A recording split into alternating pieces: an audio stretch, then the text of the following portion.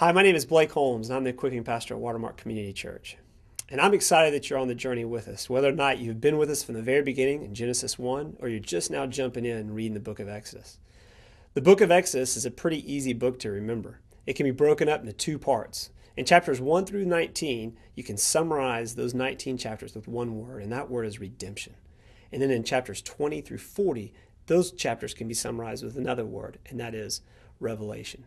The key word for the book is escape, because what we find is when we open up in Exodus 1, verse 8, we see that a new Pharaoh has risen to power, a new leader over Egypt, one who did not regard God's people favorably, because God's people, the Hebrew people, had grown to a large number. And this Pharaoh, verse 8 says, did not remember Joseph.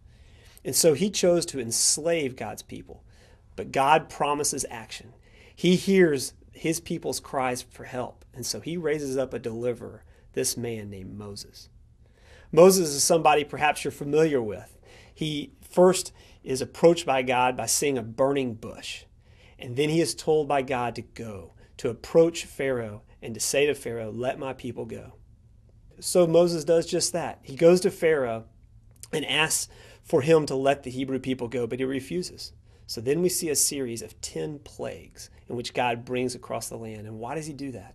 He does that, as he says, in order to make his glory known. So all the nations of the earth, and in particular the Hebrew people, would know that there is only one true and sovereign God.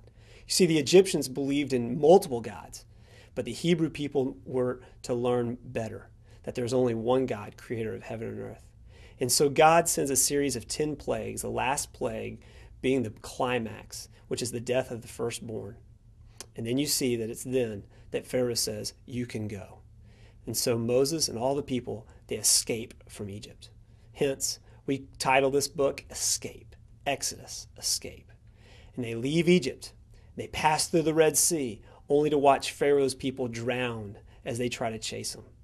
It's at this point that God then reveals his will for the Hebrew people, that they are to be, according to Exodus 19:6, a kingdom of priests.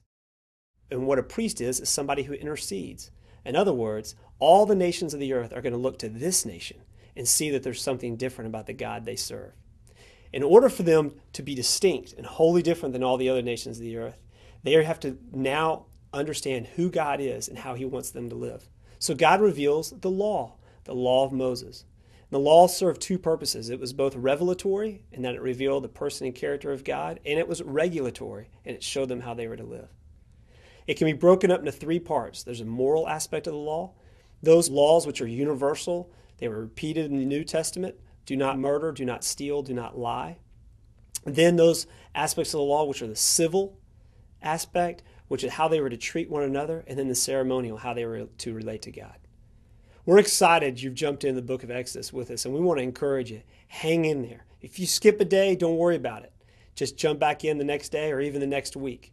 We want to help you in any way we can, so feel free to contact us, or you can contribute to the online conversation on our blog. We'll see you on the journey.